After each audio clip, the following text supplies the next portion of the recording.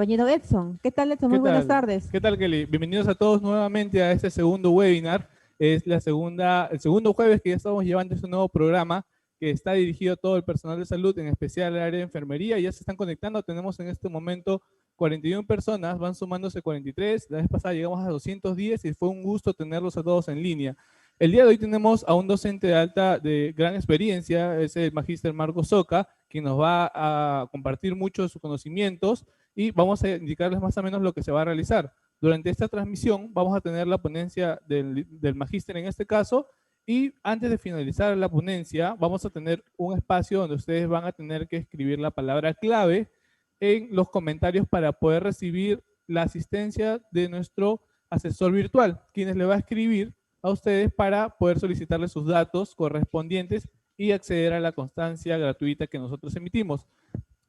Bueno, para eso Kelly también le va a explicar un poquito quién es la persona que nos va a acompañar el día de hoy, Kelly. Efectivamente, Edson. Entonces, por tal razón, solamente para resaltar, tienen que estar bien atentos a la palabra clave. Y bueno, me permite, magíster Marcos, ir presentando su ayuda visual.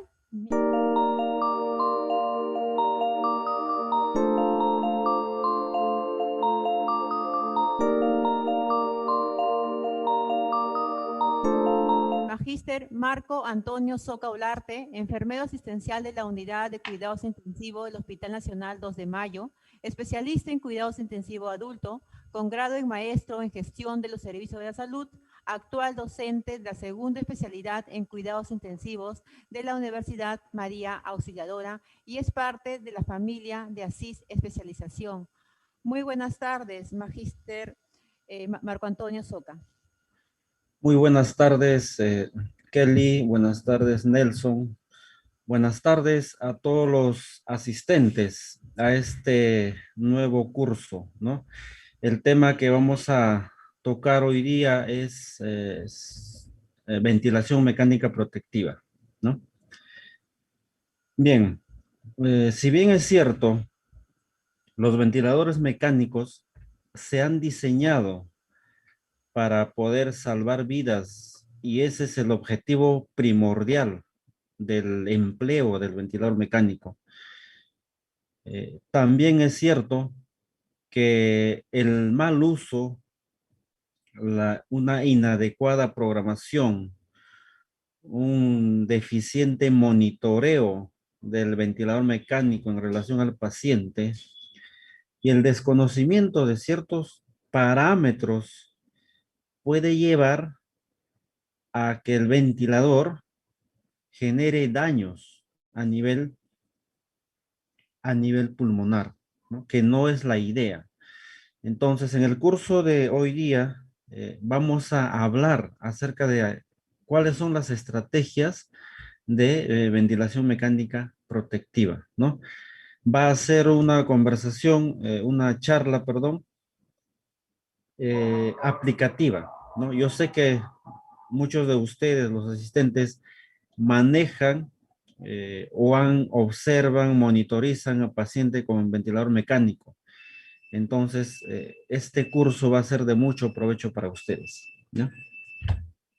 Entonces, el año 2016, el Instituto ECRI, ¿no? Este es un instituto creado con la finalidad de identificar algunos errores, tanto de proceso o asociados a la tecnología en lo que a salud respecta, el Instituto ECRI, el año 2016 publicó los 10 principales peligros de la tecnología sanitaria, ¿no?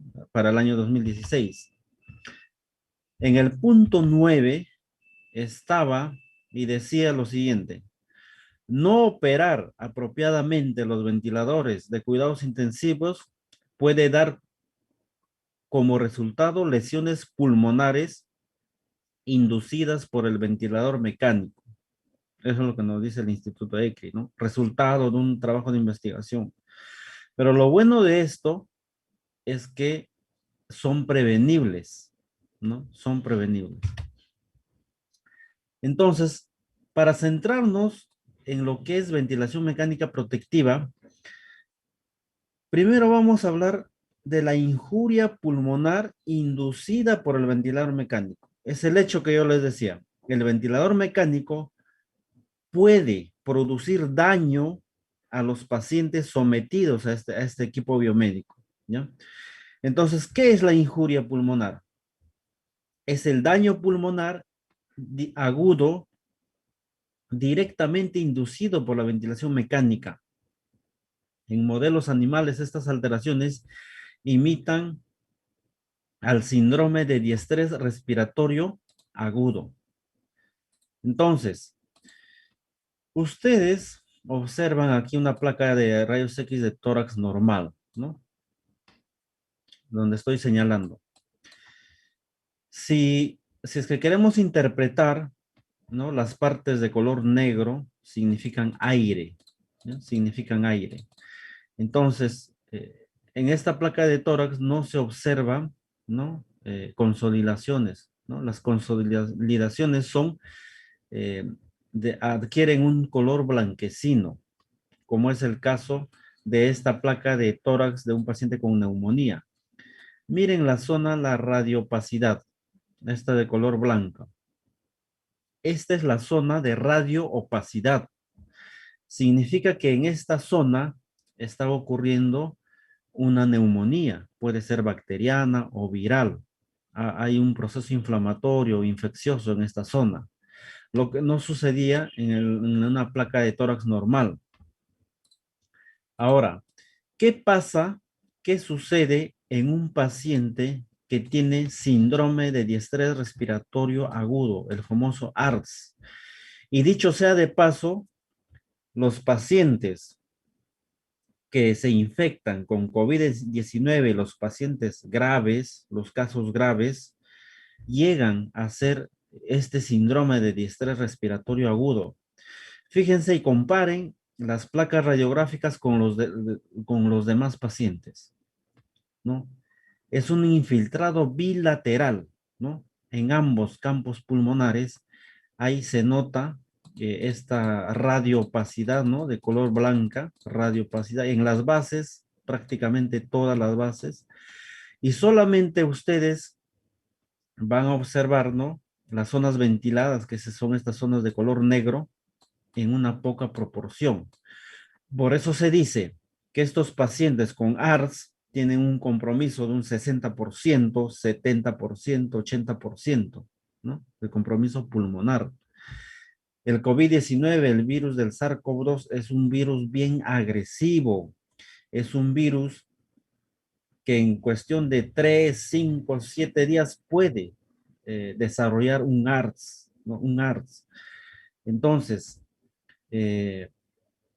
quería hacerle esta diferencia para poder hablar, porque nosotros vamos a ventilar en las UCIs en la actualidad, hoy en día, no estamos ventilando necesariamente a estos pacientes con neumonía, porque estos pacientes con neumonía se curan con antibiótico, ¿no? Fácil, muchas veces no requieren de un ventilador mecánico, porque no hacen insuficiencia respiratoria, porque tienen todavía, miren, un 80, 90% de pulmón viable.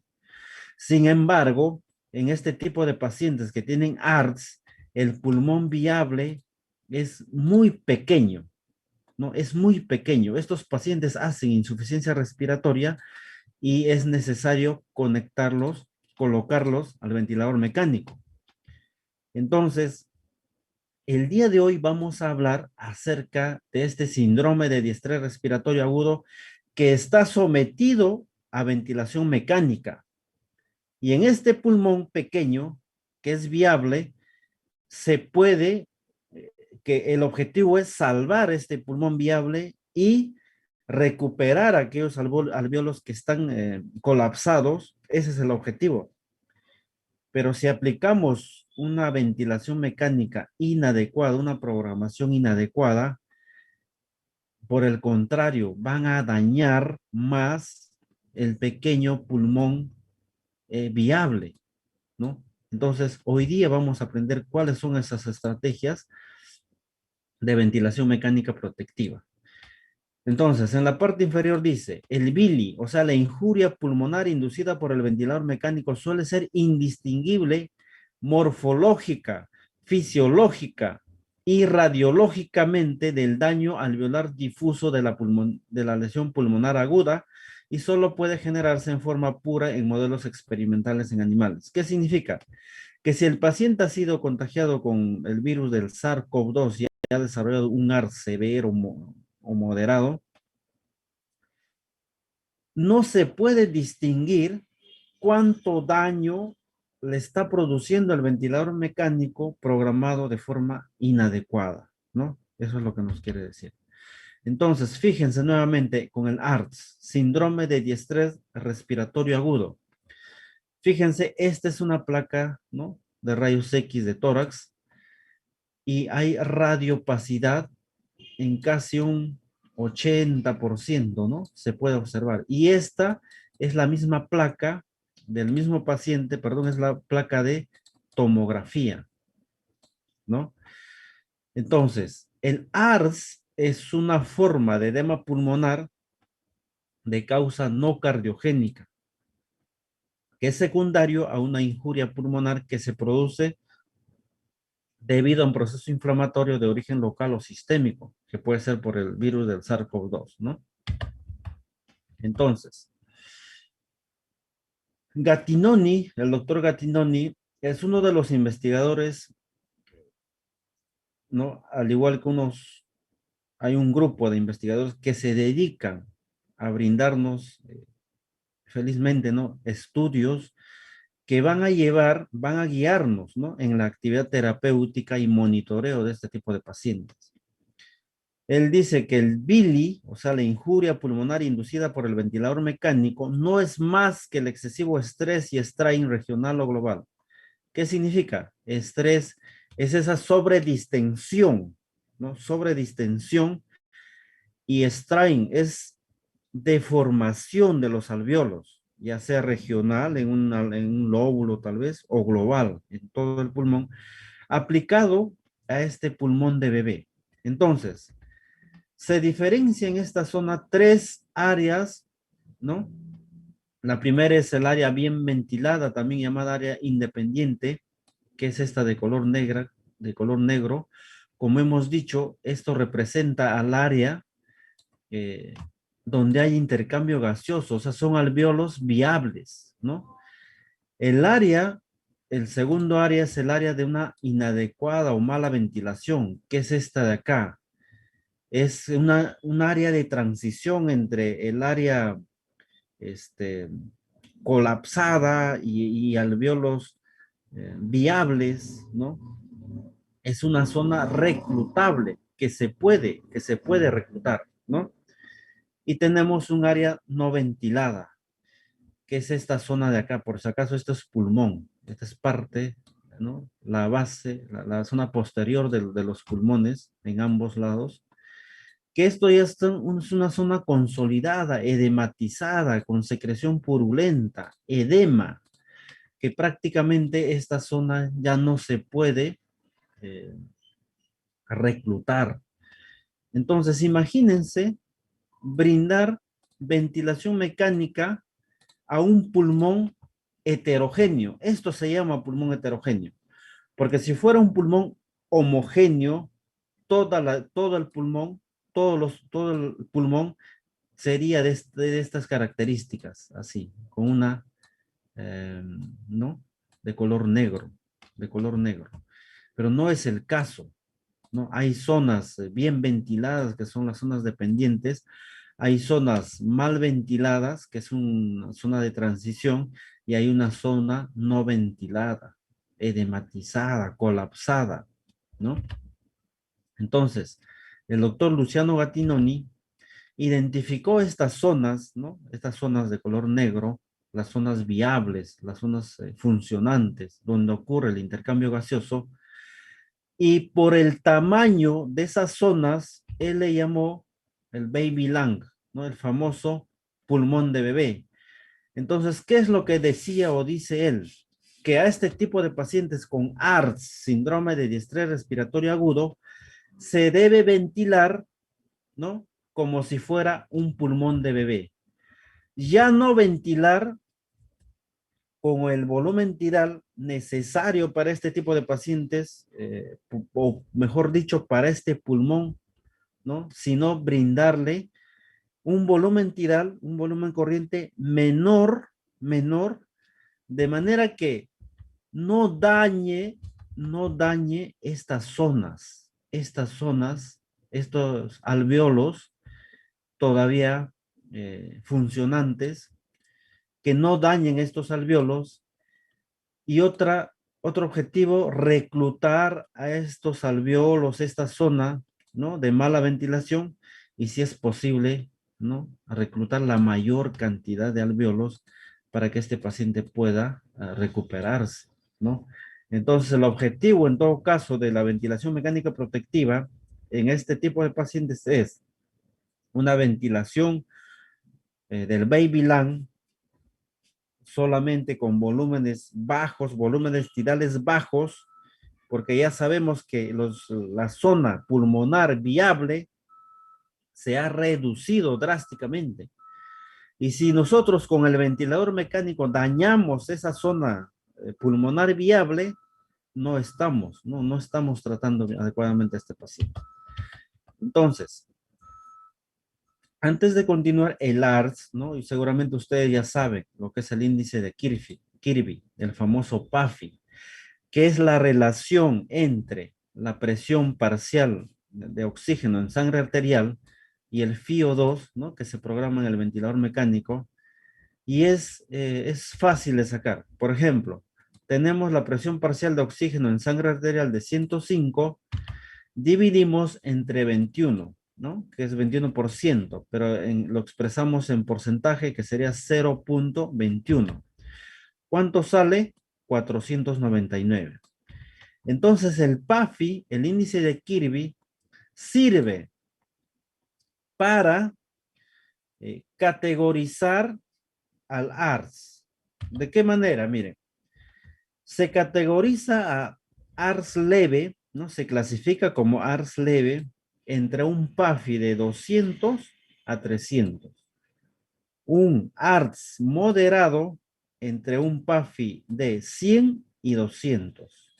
Y un ARS severo entre un PAFI de 100, ¿no? Menor de 100, ¿no? Menor de 100. Entonces, esa clasificación en relación al PAFI, ¿no? Es la que se está manejando actualmente. Incluso es determinante. Si tú tienes un PAFI menor de 150, ese paciente debe ser pronado, ¿no? Debe ser pronado, ¿no? Ya evitar en este paciente eh, que desacople, porque el hecho del desacople entre el ventilador y el paciente, eso también genera daño alveolar, ¿no? En el poco pulmón viable, ¿no? En la fracción de pulmón viable, ahí puede generar también daño. Entonces, el desacople, ¿no? Me refiero al desacople. Entonces, con esta introducción, ¿no? Podemos decir que el daño inducido por la ventilación mecánica se origina por una injuria física, ¿no? Quiero resaltar algo. Ustedes van a ventilar, seguramente tienen pacientes, por ejemplo, un paciente con TEC, con un traumatismo encefalocraniano, que inicialmente el pulmón está sano, ¿no? Porque el problema es en el encéfalo, y se le somete a este tipo de pacientes a ventilación mecánica con la finalidad de brindarle protección, neuroprotección, pero no por el hecho de que los pulmones estén dañados, no. Los pulmones están adecuadamente, o sea, son pulmones normales. Ese tipo de pulmón normal tolera adecuadamente volúmenes tidales altos.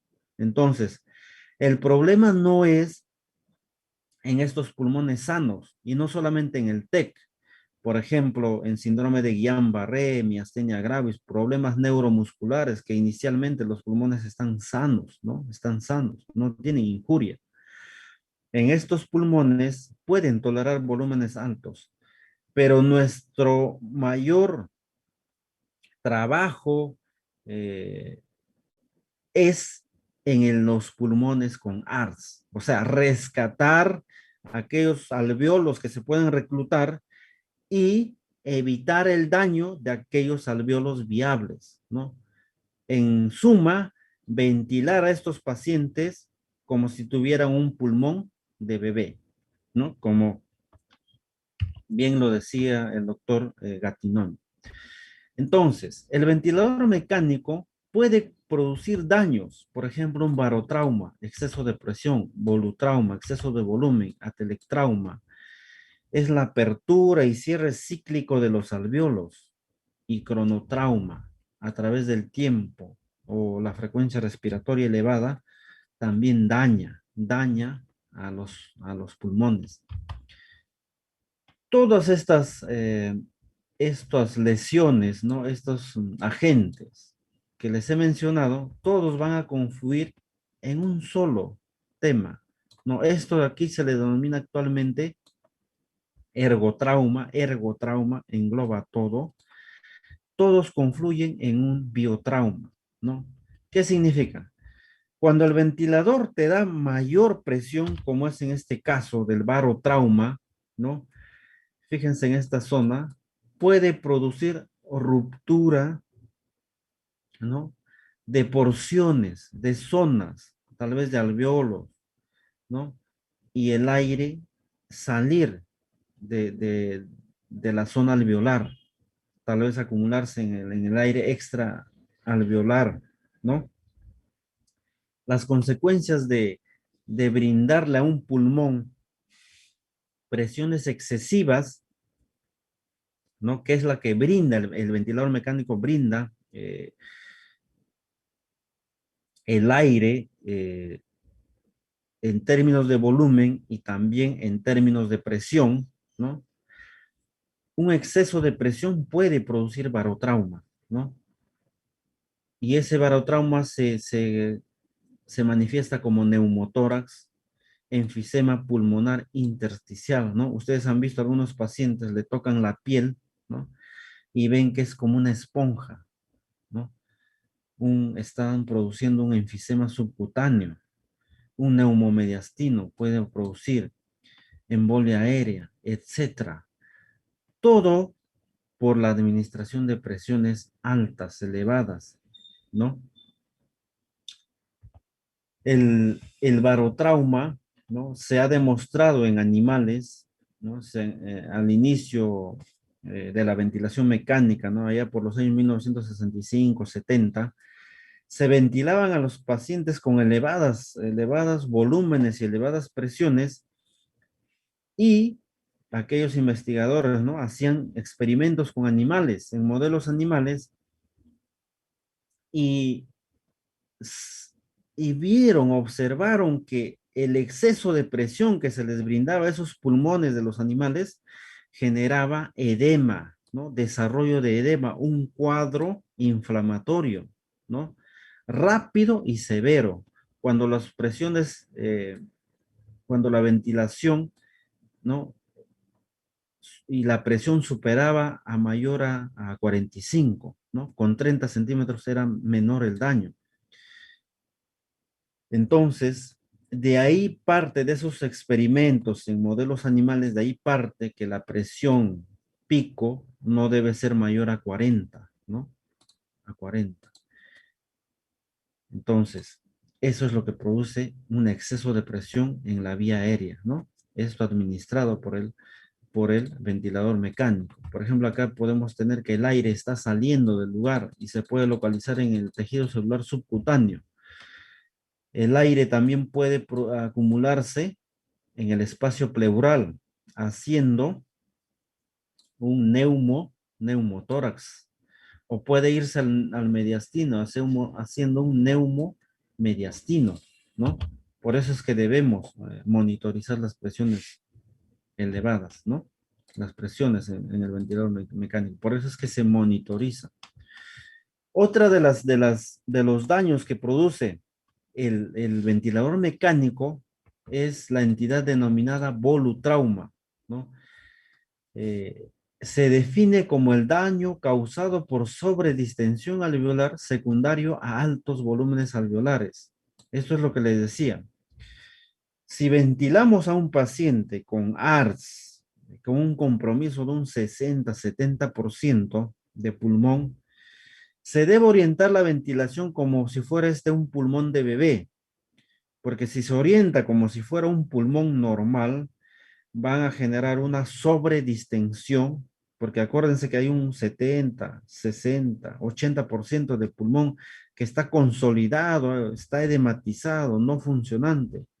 Y todo el aire se va a ir a la zona reclutable o a la zona viable.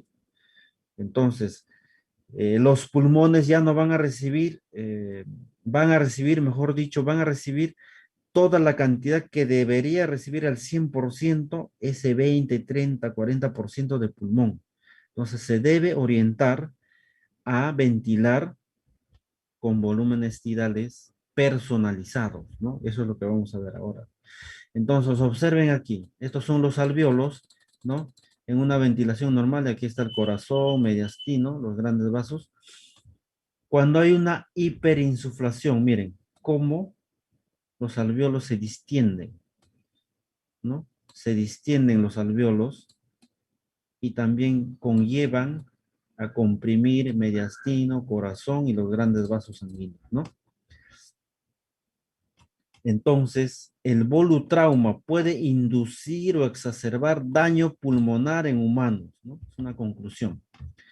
El atelectrauma, ¿qué es? Es el daño causado por las fuerzas de deformación de cizallamiento que experimentan unidades alveolares sometidas a un proceso de expansión alveolar durante la inspiración y colapso durante la expiración, o apertura y cierre en cada ciclo respiratorio. ¿Qué sucede? En un pulmón sano, ¿no? En un pulmón sano, el daño es mínimo o nulo, ¿no? Porque un pulmón sano no tiene consolidados, puede albergar volúmenes altos, ¿no? Pero no superándolo, la capacidad pulmonar total. Entonces, el atelectrauma, ¿qué cosa es? Es la apertura o cierre cíclico, o sea, se abre y se cierra de manera cíclica. En la inspiración se abre, en la expiración se cierra, se colapsa completamente. Ese hecho de apertura y colapso daña, ¿no? Daña. Entonces, el atelectrauma es la entidad que mayor ocurre cuando se ventila a un pulmón con ARTS. ¿Por qué? Porque acuérdense que hemos visto que hay zonas ventiladas, bien ventiladas, hay zonas de mala ventilación y hay zonas no ventiladas. Entonces, si le dan un exceso de volumen a este pulmón, van a sobredistender los alvéolos viables y pueden dañar esos alvéolos. Si es que dan pocos volúmenes, van a terminar de colapsar la zona mal ventilada, ¿no? Porque no va a tener el suficiente volumen como para mantenerse aperturado, reclutado, ¿no? Entonces, ventilar este pulmón es difícil, y requiere de un monitoreo estricto, ¿no? Porque estás entre producir daño a los alvéolos que están normales y producir más daño a los alvéolos que se pueden reclutar, ¿no? En este caso, ventilar con pulmón de bebé, pero ya entra a tallar otro término, o sea, ventilar con volúmenes bajos y ya entra a tallar el PIP, ¿no? Con un PIP adecuado se puede reclutar estos alvéolos, ¿no? La zona mal ventilada, y con un volumen tidal bajo no se puede dañar, ¿no? Entonces aquí se ventila con una estrategia de ventilación protectiva que se llama el driving pressure, ¿no? Que es lo que vamos a hablar también. Entonces, este es un pulmón no homogéneo, este es un pulmón heterogéneo, ¿no? Existen, dice, zonas de colapso pasivo, ¿no? Que son estas zonas de mala ventilación, y zonas de consolidación, que son estas zonas que tienen distintas respuestas a ser sometidas. O sea, sería adecuado reclutar estas zonas, ¿no? Pero es difícil, ¿no? Es difícil. Se llega a reclutar, sí. La experiencia nos dice que sí, aunque visualmente, histológicamente no podemos observar, pero clínicamente los pacientes se recuperan, ¿no? Se recuperan. Entonces, ese es el problema, ese es el problema. El atelectrauma en todo caso sería el problema mayor en pacientes que tienen síndrome de diestrés respiratorio agudo, ¿no? Ese es el problema. Y también el volutrauma. Barotrauma, habían por los años 1970, 60, 70, 80, 90, eran casos hasta el año 2000, ¿no? ¿Por qué? Porque ellos ventilaban, en aquella época ventilaban con volúmenes tirales altos y presiones altas, elevadas, ¿no? Y producían un cuadro inflamatorio a nivel alveolar y vascular, ¿no? Entonces, como les decía, todos estos cuadros, el barotrauma, el volutrauma, el atelectrauma, el cronotrauma, todos van a desencadenar en un solo cuadro, que es el biotrauma. ¿Qué es el biotrauma? ¿No? ¿Qué es el biotrauma? Es el daño alveolar secundario a inflamación, en el cual citoquinas son liberadas en respuestas a la injuria de origen mecánico. ¿Qué es lo que sucede? En los pacientes, que tienen, por ejemplo, ARDS, ¿no? En los pacientes, imagínense que este fuera un paciente infectado, ¿no? Este es el primer cuadro, con el SARS-CoV-2 y está haciendo un ARDS moderado. Entonces, ¿qué es lo que sucede en una infección? Infección por el virus. Hay una liberación, ¿no? El virus ingresa a la vía aérea, se posa, busca las células, los neumocitos tipo 2 y desencadena, ellos se comienzan a replicar y desencadena la respuesta inmunitaria de nuestro organismo, que es la natural, es la mediada por células y mediada por inmunidad humoral, ¿no? La inmunidad celular y la inmunidad humoral. Entonces, el cuadro inflamatorio no necesariamente lo produce el virus activa al sistema inmunitario. El sistema inmunitario del organismo es el responsable de la generación de edema en este tipo de pacientes. ¿Por qué? Miren, ingresa el virus, ¿no? Comienza a replicarse.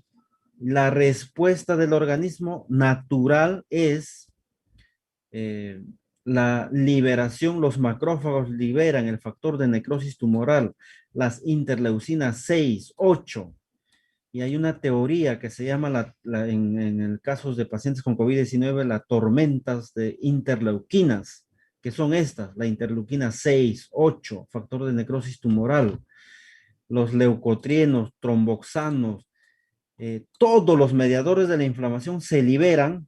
¿Y qué es lo que producen? Primero producen vasodilatación, ¿no? Este capilar se dilata, comienza a aumentar de tamaño.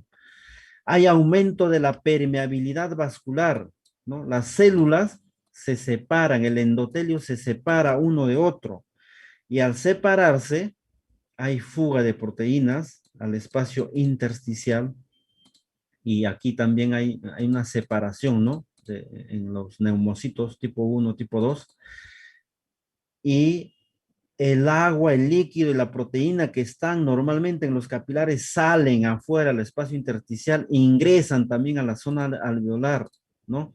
Y comienzan el mismo virus también, ¿no? Produce destrucción celular, ¿no? Por el hecho de la replicación celular también. Entonces, este cuadro, y en el cuadro en el SARS-CoV-2, en el COVID-19, hay una tormenta de citoquinas.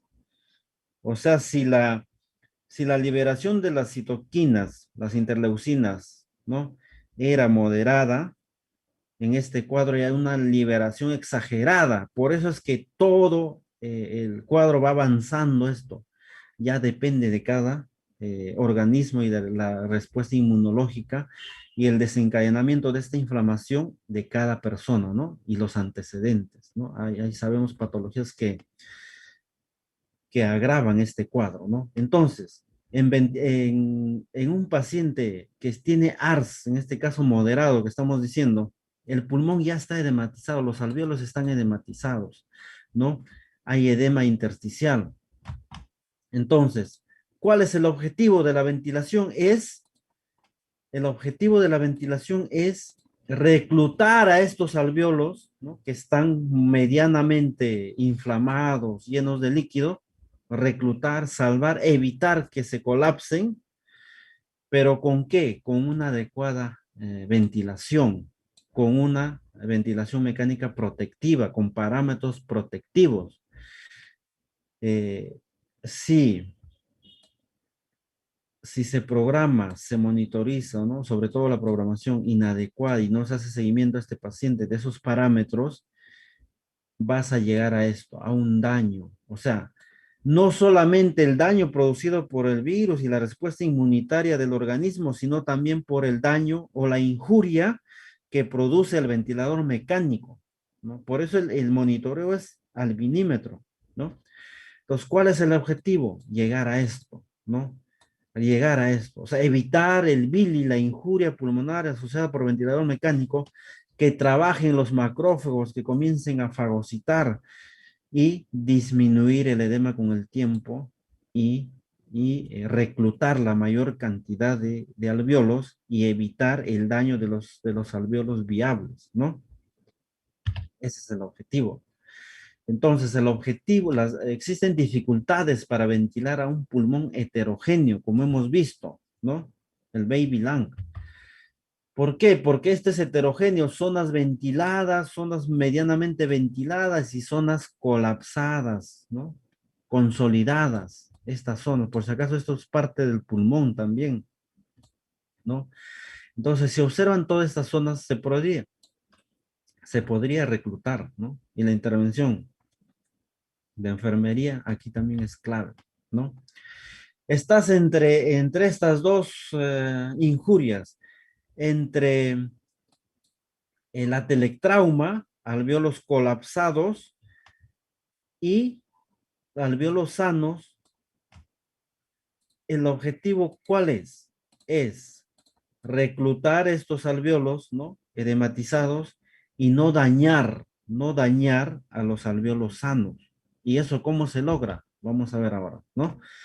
Entonces, como decíamos, la presión inspiratoria, ¿no? Imagínense con una presión inspiratoria de 40, ¿no?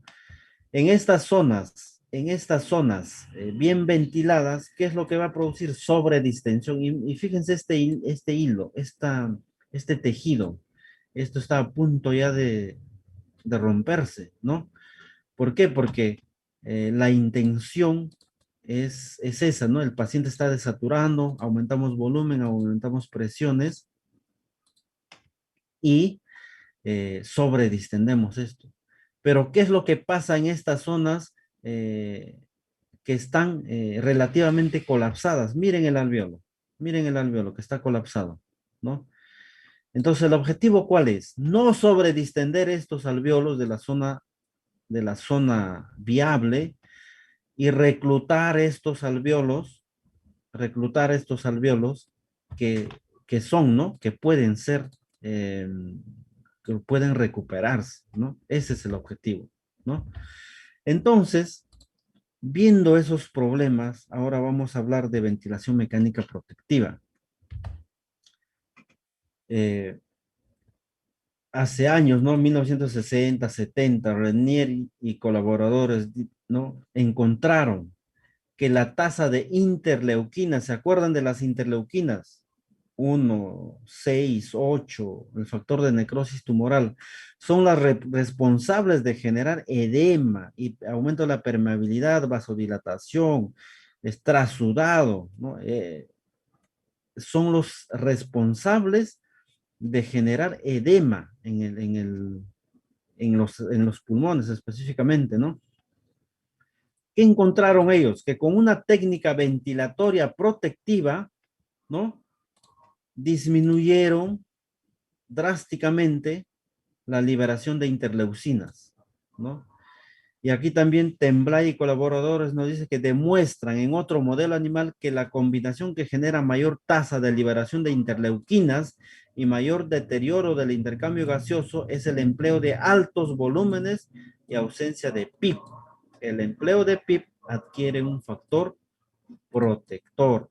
Por eso es que acá viene a tallar el driving pressure. Nuevamente menciono, ¿no? El driving pressure que se monitoriza, ¿no?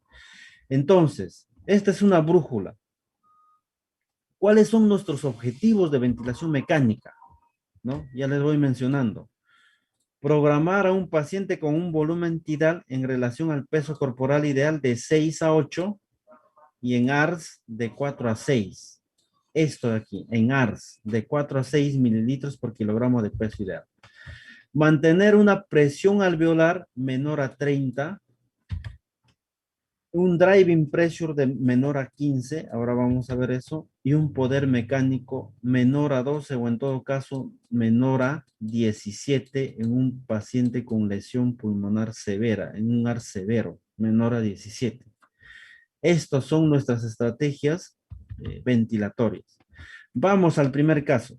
Debemos mantener el volumen tidal, programar, ¿no? De 4 a 6 mililitros por kilogramo de peso ideal en pacientes con ARDS. ¿Ya? Esto es específico para ARDS. Y en el resto de pacientes, de 6 a 8 mililitros kilogramo de peso corporal ideal. ¿Cómo se logra esto? ¿No? Entonces acá, antes de llegar a esa programación, voy a mostrarles que en el año de 1998, el doctor Marcelo Amato hizo un trabajo de investigación con 53 pacientes. En el primer grupo, ventiló con un volumen tidal de 12 mililitros por kilogramo de peso ideal. En el segundo grupo, con 6. ¿Qué pasó? Que en este primer grupo al cual ventilaron con volúmenes tidales altos, 71% fallecieron. Y a este grupo que ventilaron con volúmenes tidales bajos, 38% fallecieron. Entonces, ¿qué significa? ¿Qué conclusión sacaron? Que debemos ventilar a pacientes con volúmenes tidales bajos, ¿no? En este caso, ¿no? Él ventiló con 6 mililitros por kilogramo de peso ideal. De ahí sale la recomendación. El ARS Network es una institución que también quiso comprobar este trabajo de investigación. Hizo el mismo trabajo de investigación. Volumen tidal con un 12 mililitros por kilogramo de peso ideal en el primer grupo. En el segundo grupo, con un volumen tidal de 6 mililitros kilogramo de peso ideal y con una presión meseta de 30. O sea, es una presión alveolar, que también lo vamos a ver ahora. ¿Qué significa? Que en este trabajo de investigación, ¿no? Se tuvieron que destinar 37.4 millones de dólares, imagínense la cantidad de dinero, pero detuvieron el trabajo de investigación en el paciente 861. ¿Por qué? Porque en este segundo grupo la mortalidad era significativamente menor. O sea, ¿qué significa? Que ventilar a los pacientes con un volumen tidal bajo, ¿no? Es adecuado, mejoras, disminuyes la mortalidad, aumentas la sobrevida, ¿no? La conclusión era evidente, dicen, pacientes con ARDS, ¿no? La ventilación mecánica con menor volumen tidal resulta en disminución de la mortalidad, ¿no? Entonces, ya dijimos, en ARDS de 4 a 6, en el resto de pacientes de 6 a 8, ¿no? Pero ahí nos mencionan el peso corporal ideal. ¿Qué es el peso corporal ideal? Para hallar el peso corporal ideal, ustedes utilizan esta fórmula, ¿ya? En caso de hombres, van a utilizar esta fórmula. Y en el caso de pacientes mujeres, esta fórmula. Vamos a poner un ejemplo. Para hallar el peso corporal ideal. Paciente adulto de 1,70 m, reemplazas acá donde dice altura. Primero se hace lo que está dentro del paréntesis. multiplicas por 0,91 y sumas 50. Sale 66. 66 es el peso corporal ideal. ¿Ya? Peso corporal ideal. 66 vas a multiplicar por ¿cuánto? Por 6 o por 8. 66 por 6, 396. 66 por 8, 528. Esto es lo que le corresponde, el rango de volumen tidal que le corresponde a estos pacientes, entre 396 y 528. Esto le corresponde. Pero en un paciente con ARS, ¿cuánto es? Por 4 y 6, o sea, menos volúmenes tidales. Acuérdense, el pulmón de bebé debe ser de 4 a 6, ¿no? Ahora, los ventiladores actuales, los de quinta generación, tienen en el software ya la fórmula, ¿no? Y ustedes solamente buscan el sexo, por ejemplo, en este caso es mujer, 1,60 m, y ya sale automáticamente el peso corporal ideal. Lo único que ustedes hacen es 53 por 4 y 53 por 6, que va a ser el rango de volumen tidal que le corresponde a ese paciente, ¿no? Para evitar, ¿qué cosa? Volutrauma, sobre todo, ¿no? Ahora, ¿cómo ustedes monitorizan? Si yo les dije que el objetivo es mantener en ARS de 4 a 6 mililitros por kilogramo de peso ideal o de 6 a 8 en pacientes con otra patología, ustedes van a, a la parte de monitoreo y ahí les va a salir esta relación. Relación volumen tidal entre peso corporal ideal.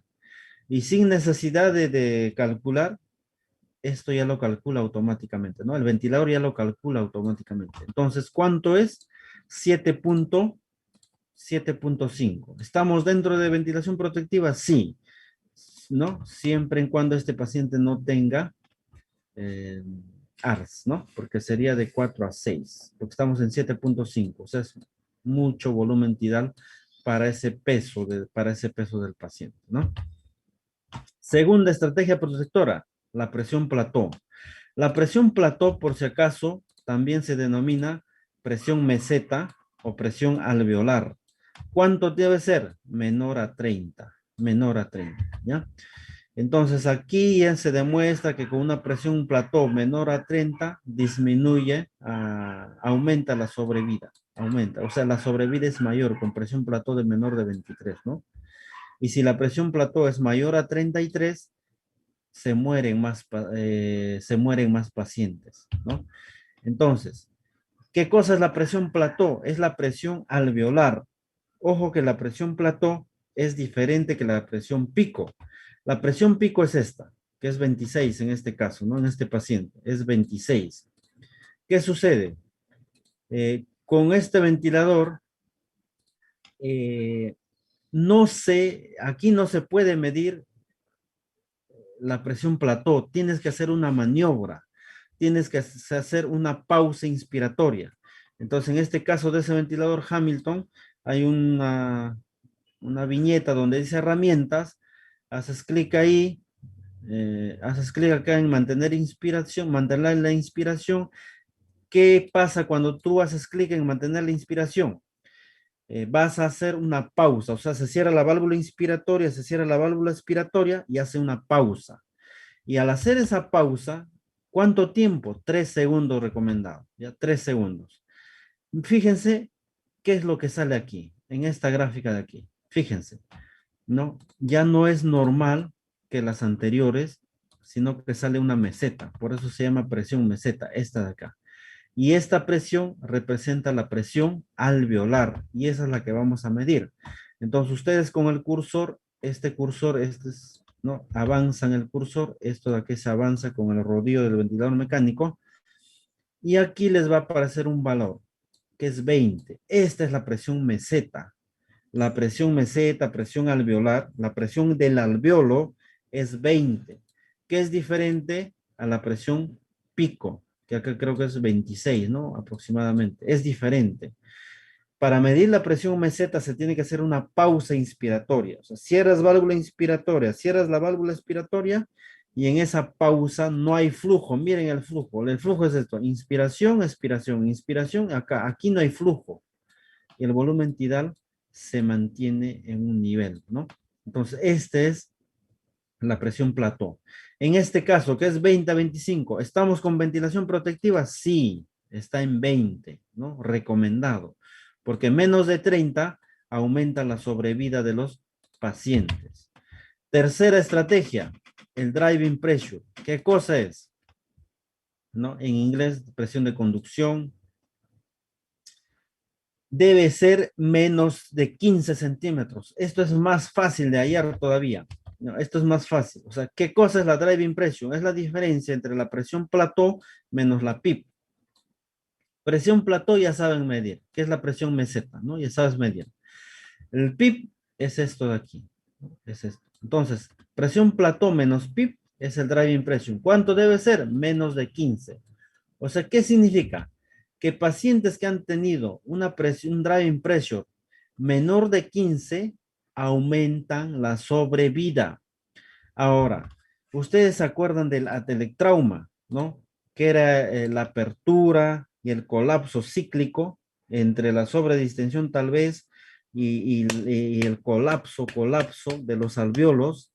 Aquí viene a tallar la presión positiva al final de la respiración, que es la PIP, ¿no? Que es la PIP. Esto viene a tallar.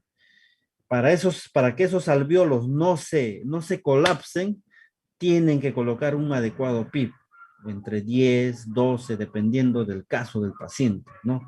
Pero PIP elevado también produce daño. Entonces, ¿cómo manejas? Manejas con la driving pressure, ¿no? Se maneja con la driving pressure. Ahora, ¿cómo hallas? ¿Cómo se halla?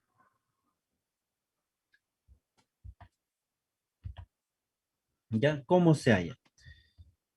Ustedes ya hallamos la presión plató. Es fácil, ¿no? Presión plató menos la presión, la PIP, presión positiva al final de la expiración, 20 menos 8. ¿Cómo es? El driving pressure es presión plató, 20 menos 8 es igual a 12. ¿Estamos en parámetros de ventilación protectiva? Sí, porque hemos dicho que debe ser menos de 15, ¿no? Y por último, vamos a hablar acerca de el poder mecánico, ¿ya? Este señor, el doctor Luciano Gattinoni, ¿no? Nos da, nos brinda, ¿no? Una fórmula para identificar cuándo un paciente puede tener más riesgo a generar daño pulmonar, ¿no? Entonces, ¿con qué valor vamos a trabajar? En pacientes que no tienen daño pulmonar, ¿no? Pacientes con TEC, una neumonía simple, que tienen otra patología que están asociadas al ventilador, que están conectados con ventilador mecánico, mantener un poder mecánico de 12 joules.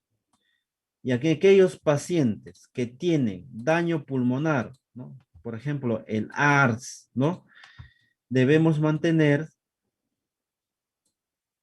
no, no mayor a 17, no mayor a 17, o sea, menos de 17 joules, menos de 17, o sea, los que tienen mayor riesgo de desarrollo de daño pulmonar asociado al ventilador mecánico son los que tienen mayor a 17 joules, ¿ya? Entonces, ¿cómo es? El poder mecánico fue tomado, este concepto de poder mecánico fue tomado por el doctor Luciano Gattinoni, ¿no? Ellos presentaron y propusieron una descripción matemática del poder mecánico en la cual la energía entregada por una unidad de tiempo se describe como una entidad unificada y se explica así con una ecuación. Esta energía suministrada por el ventilador al tejido pulmonar y la explicación de la contribución relativa de cada uno de sus componentes. Entonces, esta fórmula ustedes la pueden copiar y pueden utilizarla en el día a día. Entonces, el poder mecánico es igual a 0.098. Esta es una variable, es una constante para convertir a joules. Colocan la frecuencia respiratoria. Ojo que acá deben colocar el volumen minuto, en términos de volumen minuto. Colocan la presión pico, la presión meseta menos PIP. Meseta menos PIP, ¿a qué es igual? Es igual al driving pressure, ¿no? La mitad del driving pressure, ¿no? Es la energía total aplicada. Entonces, con esta fórmula, si sale menos de 12, en pacientes sin problema pulmonar, está bien, no va a generar daño. El ventilador no va a generar daño en ese pulmón.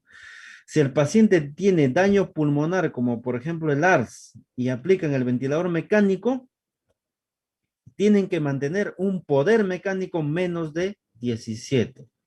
Eso es otra maniobra, otra estrategia de ventilación mecánica protectiva. Entonces, para analizar esta fórmula, ¿qué significa? Que el volumen corriente aumenta 2 veces el poder mecánico. O sea, si tú aumentas 2 veces el volumen corriente, por ejemplo, de 300 a 600, entonces el poder mecánico, miren cómo se dispara, 26. ¿Qué pasa con el driving pressure? Este es driving pressure, ¿no? Si ustedes aumentan el driving pressure, meseta menos PIB, a 20, también, o sea, la meseta menos PIB incrementa, también aumenta el poder mecánico. Entonces, si se dan cuenta, esta fórmula implica ya lo que hemos conversado. Mantén a tu paciente con un volumen corriente bajo, de acuerdo a la fórmula que les he presentado. La presión meseta, ¿no? En caso ya hablando en valores, volumen corriente de 4 a 6 mililitros por kilogramo de peso ideal, presión meseta menos PIB, o sea, el driving pressure menos de 15, ¿no? Y también acá interviene la frecuencia respiratoria. La frecuencia respiratoria aumenta, miren acá la frecuencia respiratoria estaba en 20, aumentan a 30. ¿Cuánto aumenta? Miren, de 14 a 23. ¿Qué significa? Que la frecuencia respiratoria también produce daño, o sea, promueve el aumento de poder mecánico y puede inducir a daño inducido por el ventilador mecánico, ¿no? A esto se refiere el cronotrauma. O sea, la frecuencia respiratoria, el daño repetido una y otra vez, tal vez innecesariamente por aumentar la frecuencia respiratoria, produce daño eh, pulmonar inducido por ventilador mecánico. Entonces, deben controlar la frecuencia respiratoria, el mínimo, el máximo necesario, ¿no? Trabajar con el CO2, ¿no? Trabajar con el CO2 entre 35 o con hay otro concepto también que viene a tallar acá, como que es hipercapnia permisiva, ¿no? Trabajar con volúmenes tidales bajos, frecuencias respiratorias adecuadas, de manera que el CO2 no suba por más allá de 60, 70, y sobre todo eso, no tanto el CO2, sino el pH, que el pH no baje menos de 7.2, ¿no? No baje menos. O sea, la idea es proteger ese baby lung, proteger ese pequeño pulmón viable, no dañarlo y tratar de reclutar, ¿no? Aquellos alvéolos reclutables, ¿no?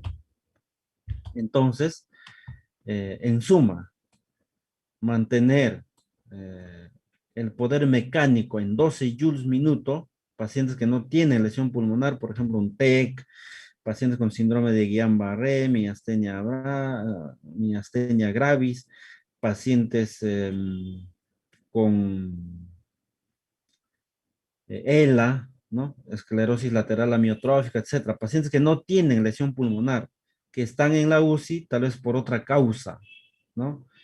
Un paciente diabético infectado que ha ingresado a ventilación mecánica, ¿no? Por diferentes motivos que no tienen necesariamente un daño pulmonar severo, no están entrando en un cuadro de asma moderado o severo. En estos pacientes, mantener el poder mecánico en 12. Y en aquellos pacientes que tienen ARDS, no mantener un poder mecánico mayor a 17, ¿no? Entonces, sobre todo mantener a estos pacientes en un poder mecánico de 12 y no mayor a 17 en aquellos con daño pulmonar severo, ¿no? Entonces, algunas conclusiones, ¿no? Que el único paciente a salvo durante la ventilación mecánica es un paciente que está sometido a un poder mecánico de 12, menos de 12. Pacientes con un poder mecánico mayor a 17 tienen alto riesgo de desarrollar ARDS.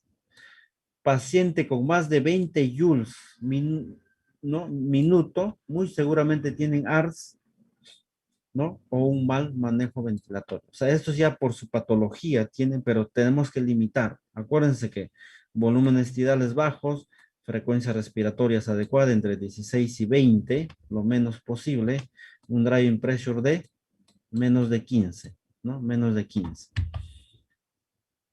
Entonces, ¿qué el poder mecánico, qué es lo que te confirma? ¿No? Reafirma que el volumen corriente y la meseta menos PIP son los principales involucrados en la protección pulmonar, ¿no? Pero nos recuerda que el flujo, la presión pico y frecuencia respiratoria también pueden lastimar al paciente, ¿no? Entonces, con esto, ¿no? Para finalizar, ya estamos en una situación de pandemia, ¿no? Las UCIs manejan este tipo de pacientes. Entonces, esta preparación que debemos tener, y yo felicito a ustedes por asistir a este curso, y manejar a estos pacientes al límite, ¿no? Al límite. Imagínense que desconociéramos estas fórmulas, estos términos, y manejar sin ese conocimiento. O sea, estaríamos dañando innecesariamente al paciente solamente por desconocimiento.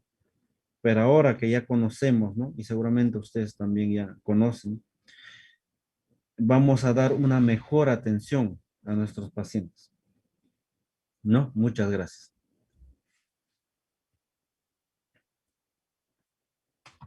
Micrófono. Bien.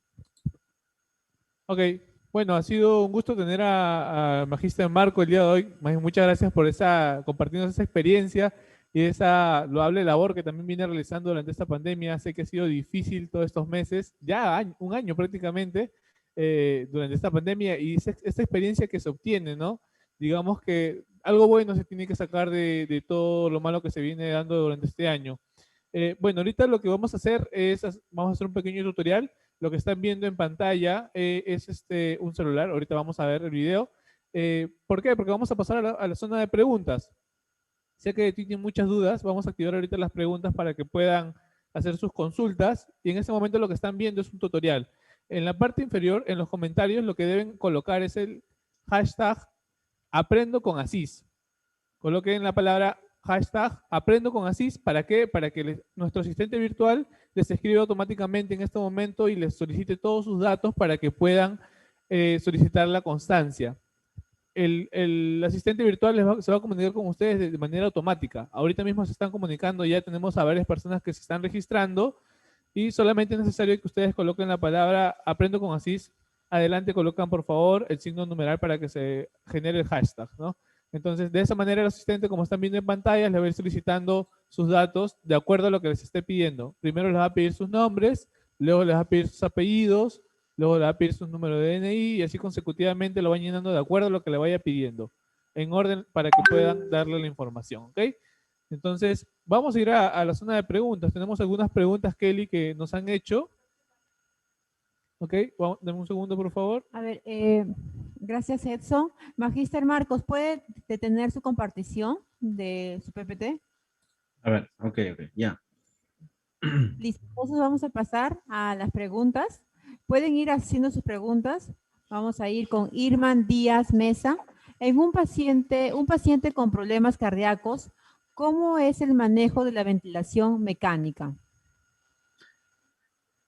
Bien, un paciente con problema cardíaco, ¿no? Que está sometido, ojo, a ventilación mecánica,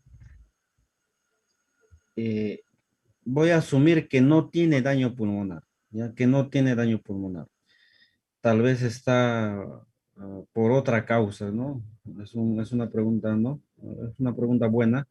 Tal vez está por otra causa. Entonces, si no tiene problema pulmonar, ¿qué hemos dicho? Volúmenes tidales de 6 a 8 mililitros por kilogramo de peso ideal, porque estos pacientes que no tienen falla pulmonar, independientemente de otros diagnósticos, el ventilador mecánico no se debe manejar como baby lung, ¿no? No es un baby lung, es un pulmón normal, tal vez, de 6 o 8 y seguir todos los parámetros, ¿no?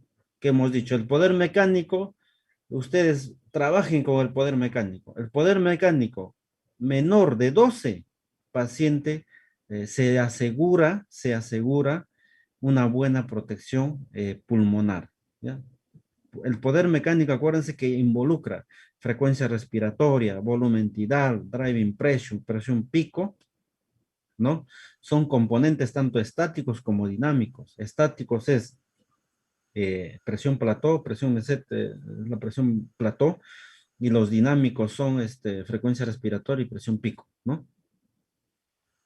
Muy bien. Otra pregunta tal vez. Aquí, muchas gracias, Magister. Tenemos la siguiente pregunta, Yacelin Sena. ¿Cuál es la condición que debe tener un paciente para pasar a ventilación mecánica? Bien. Las condiciones, primero, para intubación, antes de pasar a la ventilación mecánica, primero se intuba, ¿no? Primero se intuba. En todo caso, serían criterios para intubación, porque lo primero es la intubación y luego la ventilación. Se va a colocar tubo y ventilador mecánico a aquellos pacientes que están con un cuadro de insuficiencia respiratoria. ¿Qué significa? Al igual que la insuficiencia renal, ¿se acuerdan la insuficiencia renal? Que es cuando los riñones no pueden filtrar adecuadamente la orina o sobre todo la creatinina, productos nitrogenados, la creatinina, se le denomina insuficiencia renal porque hay un daño en los riñones. En el caso de los pulmones, también los pulmones tienen insuficiencia respiratoria, se denomina. Un cuadro de insuficiencia respiratoria es cuando la presión parcial de CO2 es mayor a 50 y la presión parcial de oxígeno es menor a 60. En esa situación se debe intubar y se debe colocar al paciente en ventilador mecánico, ¿no? Un paciente con dificultad respiratoria, frecuencias respiratorias mayores a 30, ¿no? Que no sea otra causa de dolor, fiebre, ¿no?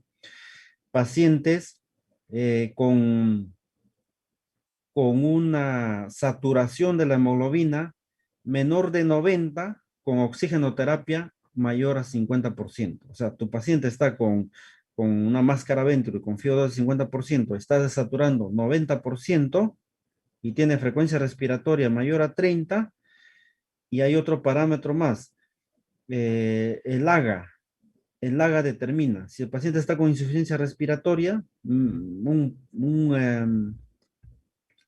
una presión parcial de oxígeno menos de 60 y una presión parcial de CO2 mayor a 50, candidato para intubación y candidato para ventilación mecánica, ¿no? Muy bien. Otra pregunta. Bien, entonces, muchas gracias, Magíster Marcos, y hasta el momento a los participantes que han podido hacer sus preguntas. Si tuviesen otras consultas, lo pueden hacer. Tenemos unos minutos todavía. Sin embargo, vamos a agradecer, ¿no, Edson? Los comentarios y también las visitas desde Argentina, Salta, también desde México, Monterrey. Perfecto. ¿No se me escucha? ¿Sí? ¿Ok? Sí. Sí, bueno, estábamos viendo justamente comentarios desde Monterrey, como dice Kelly, exacto. desde Argentina, Salta. Un agradecimiento a ellos, desde El Salvador también nos están mirando. Voy a volver a repetir las instrucciones, por favor, para la constancia, y es necesario que lo tomen en cuenta. Para solicitar la constancia a través de los comentarios es necesario que tú escribas la palabra, primero pones el numeral y luego la palabra aprende con Asís, todo junto, todo junto. El hashtag aprendo con Asís. ¿Okay? Con eso es suficiente para que tú puedas recibir la asistencia virtual y te puedas solicitar los datos. Ya tenemos a varias personas que se están inscribiendo. Es todo junto, por favor. Aprendo con Asís. Estamos recibiendo estrellas. Qué bien, Kelly, de verdad. Genial. También, y también vamos a dar saludos también a Claudia Romeo, que nos está dando desde Encarnación, Paraguay. Y bueno, obvio, también desde Perú, ¿no? De todas partes de nuestro país. desde Cancún, Caterín, que nos habla desde Ya México. quisiéramos estar allá en Ya Cancún. quisiéramos estar allá, Saludos desde disfrutar de sus Cusco. hermosas playas. Saludos desde Cusco. Realmente nos sentimos muy satisfechos de que nuestro segundo webinar esté llegando cada vez más lejos, ¿no, Edson? Sí, y es importante que más allá de transmitir estos webinars, es que ustedes nos ayuden a compartir para llegar a más profesionales. Recuerden que este programa que se está lanzando se está haciendo con el fin de que más profesionales se puedan capacitar durante esta pandemia, teniendo en cuenta esta nueva normalidad. Queremos llegar a más personas, a más profesionales de la salud a través de las redes sociales. Y las únicas personas que nos pueden ayudar son ustedes. Así que mientras más compartan estas transmisiones, es más probable que sigamos transmitiendo nuestros webinars a través de nuestras redes sociales, Kelly. Efectivamente, y como desde el momento que estás hablando sobre que nos están visitando en diferentes lugares, se hacen presente también desde Cusco, Arequipa, desde República Dominicana. Yacelin Sena, muy buenas noches, buenas tardes, ¿no? Buenas tardes, ya me Buenas parece. tardes. Entonces, muchas gracias a ustedes por estar presentes y como dice mi compañero Edson, es un gusto, ¿no? Que cada vez estén compartiendo nuestras transmisiones y por qué no también estar ahí atentos dando me gusta, ¿no? A nuestra página, por favor, a nuestra página Facebook. Claro, es momento de que en este momento comiences a darle me encanta a esta transmisión para nosotros seguir continuando con esta transmisión en vivo. Tenemos una pregunta, Kelly. Tenemos una pregunta de Fidelia Ayala. Te dejo el pase para que lo puedas ver. En la parte de derecha en preguntas.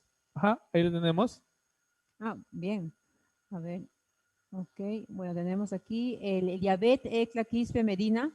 ¿Cuántos intentos se debe tener en pacientes adultos y neonatos que tienen dificultad respiratoria con saturación de oxígeno de 69%? Magíster Marcos. Sí, ¿cuántos intentos en qué? Debe tener en pacientes adultos y neonatos que tienen dificultad respiratoria con saturación de oxígeno de 69%. A ver, ¿me puede repetir nuevamente la pregunta? ¿Cuántos intentos de qué? Bueno, acá el IAB nos está diciendo cuántos intentos se debe de tener en pacientes adultos y neonatos que tienen dificultad respiratoria con saturación de oxígeno de 69%. Supongo que se refiere a cuántos intentos de intubación, ¿no? Bueno, si es ese caso, ¿no? El paciente que está saturando 69%, el objetivo es intubar al paciente, ¿no? Esa saturación de la hemoglobina de 69% es una saturación severa, o sea, es un paciente que definitivamente está con insuficiencia respiratoria y probablemente un ARS, ¿no? Para llegar a saturar 69, 70 es gravísimo, ¿no? Bueno, ahí no menciona si está con oxigenoterapia o con algún dispositivo. Entonces, los intentos de intubación, son los necesarios. No, primero, para intubar hay dos tipos, ¿no? Hay dos tipos de intubación. Hay una intubación fácil, aquellos pacientes con una buena vía aérea, ¿no? Una apertura bucal adecuada. Y hay otros pacientes que tienen, que son de intubación difícil, ¿ya? En estos pacientes es en los cuales se sufre.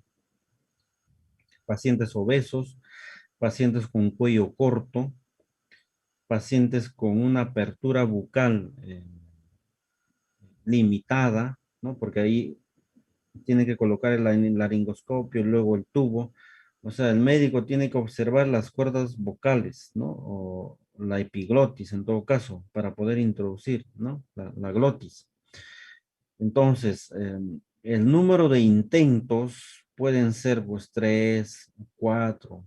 Lo que se recomienda es que el, el médico con más experiencia es quien debe colocar el tubo en esos casos de intubación difícil, ¿ya? El objetivo es intubar. Si no intuban, ese paciente lamentablemente va a fallecer, ¿no? El objetivo es intubar. Ahora, Si es que ya no pudieran intubar después de tres intentos, cuatro intentos, ya incluso el médico el médico experimentado, ¿no? Ha intentado y no ha podido por ya la estructura anatómica, por de la vía aérea superior, ya se toma otras estrategias. Por ejemplo, pueden colocar una máscara laringea, ¿no? Y colocar el ventilador mecánico, que eso es momentáneo solamente, cuestión de horas, o pueden hacer una traqueostomía, ¿no? Pueden una máscara laringea, luego hacer una traqueostomía de urgencia y conectar a ventilador mecánico. Si es que es un caso extremo, ¿no? Caso extremo. Hay pacientes, hay personas que tienen deformidades, ¿no? En la boca, y entonces es difícil la intubación, ¿no? Si es que ya no es el caso, máscara laringea y una traqueostomía de urgencia. Esa sería la acción, ¿no? Ok. Gracias, Magíster Marcos. Tenemos acá una pregunta de Judith Arrieta Espinosa. En pacientes COVID con ARSD severo, ¿el volumen total se maneja con los valores? ¿Tidal se manejan con los valores? Sí, en pacientes con ARTS, ¿no? ARTS severo, moderado, incluso los de leve, ¿no? Generalmente eh, se maneja volúmenes tidales que hemos dicho.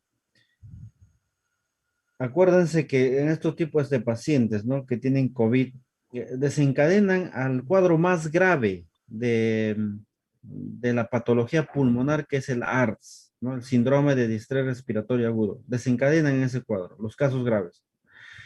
En estos casos graves, como dijimos, hay una pequeña porción de pulmón funcionante, que puede ser un 30, un 40%, un 50% tal vez, que sería bueno, un 60%. Entonces, si están cursando con insuficiencia respiratoria, se intuba, se coloca ventilador mecánico. Y en este tipo de pacientes, se debe ventilar con volúmenes tidales bajos, de 4 a 6 mililitros por kilogramo de peso ideal, ¿no? Como dijimos, vamos a suponer un ejemplo. El peso ideal sale 66. Y si el peso ideal ha salido 66, ¿cuánto sería el volumen tidal inicial, ¿no? Entonces sacamos 66 por 4 es igual a 264. O sea, a este paciente le corresponde 264 de volumen tidal y más, o perdón, el otro rango es 66 por 6, 396. O sea, tú tienes un rango de ventilación entre 264, que es el mínimo valor tolera que se debe programar, y 396. En ese rango se puede programar el volumen tidal. Y en la parte de monitoreo también. O sea, tú debes monitorizar que tus valores estén en ese rango de 264 a 396, ¿no? Para pacientes con ARS. Eso ya está confirmado, comprobado, aquí en la China, ¿no? Gracias, Magíster Marcos. Tenemos una última consulta de Ponce. Cuando aspiras a un paciente intubado con PIP alta, ¿se puede desreclutar cada vez que lo haces? Sí, ya, muy buena pregunta. Cuando, obviamente, ¿no? La aspiración es una actividad diaria, ¿no? De un paciente que está en ventilación mecánica, con vía aérea artificial. Y ahora con el advenimiento de esta pandemia, ¿no? Del COVID, SARS-CoV-2, se utiliza por protección del personal de salud la aspiración con circuito cerrado. O sea, la aspiración con circuito, la técnica abierta está proscrito, no se utiliza, no lo hacemos, ¿no? Entonces, gracias ¿no? a esta técnica, a este dispositivo, la sonda de aspiración de circuito cerrado, evitamos desconectar, ¿no? Porque esa desconexión, la desconexión tal vez accidental, ¿no? En este caso, desrecluta, ¿no? Completamente todo el trabajo que tú has venido haciendo tal vez en días o en el mismo día que ha aumentado el PIB y están manteniendo una presión inspiratoria para ese paciente y has trabajado reclutando alveolitos, ¿no? Recuperando alveolos, esa desconexión puede ser grave para el paciente, ¿no? Es como que estás inflando poco a poco los alveolos, desconectas el ventilador y se desinfla, ¿no? Por decirlo así, entre comillas. Y nuevamente el ventilador. Ahora, en el caso de las aspiraciones son necesarias y es parte, no solamente de la actividad de esto, sino es parte del tratamiento, la terapéutica. ¿Por qué?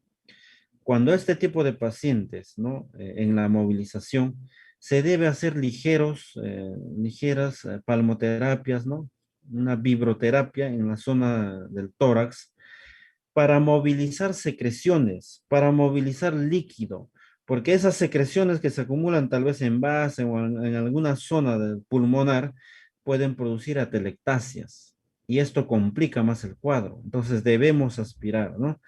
Y la aspiración con circuito cerrado no es la que se hace, ¿no? No creo que haya en algún lugar que estén haciendo con la técnica abierta.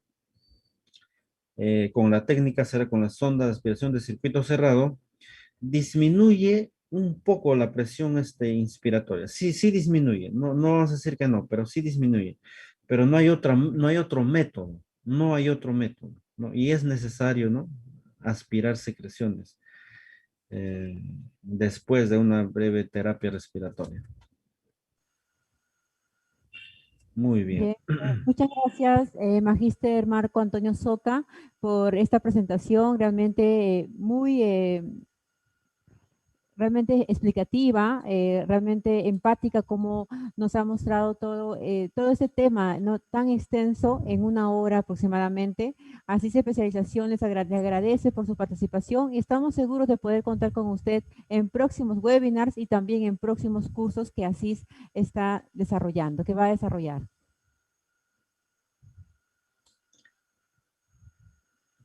Muchas gracias, Magíster Marcos.